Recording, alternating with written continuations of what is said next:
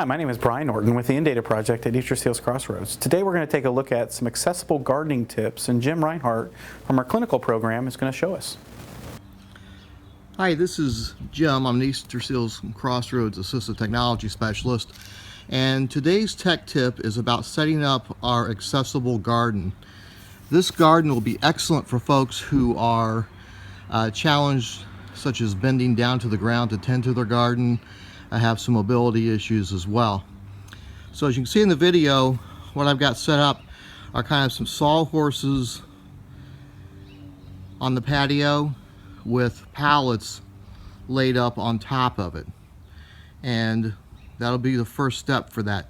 The pallets can be anything that you get stuff on. You can buy commercial pallets, or just when you get things delivered to your home or neighbors' homes, just ask them if they can borrow your pallets. Sheets of plywood work just as well with this. The next step in the process is establishing the beds for the garden. What I use in my accessible garden are these children's play pools, the ones that are probably about 36 inches across. And when I get them, what I do, I drill holes in the bottom for drainage. I'll kind of zoom in so you can kind of see what I've done. Not really big holes, but just enough so the water will drain through.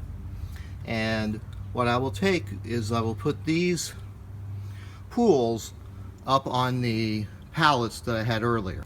Here's our next step with the pools now up on the pallets as we had described earlier. So the next step will be to put our dirt in. Now once you get the dirt into the pool, they may look something like this, where the pools are pretty well full with dirt, as you can see. I put them out now so that they can kind of air, and if it rains on them, it'll draw moisture before I plant a little later in the spring. This is part you may need a little help with, because just again, moving the dirt sometimes requires some significant physical effort. But again, with the sawhorses, the pools are about waist high for an average person, and what that accomplishes is two things. One is that you don't have to bend down to tend to your garden once it comes up, and the second side benefit is that if you're like me, you'll have urban wildlife, things like rabbits and squirrels, etc., and they tend not to get into this. So if you like the idea, feel free to try it. Thank you for listening. So what a great look at some different ways to make your garden more accessible. That's your tech tip for this week. My name is Brian Norton with the In-Data Project at Easterseals Crossroads in Indiana.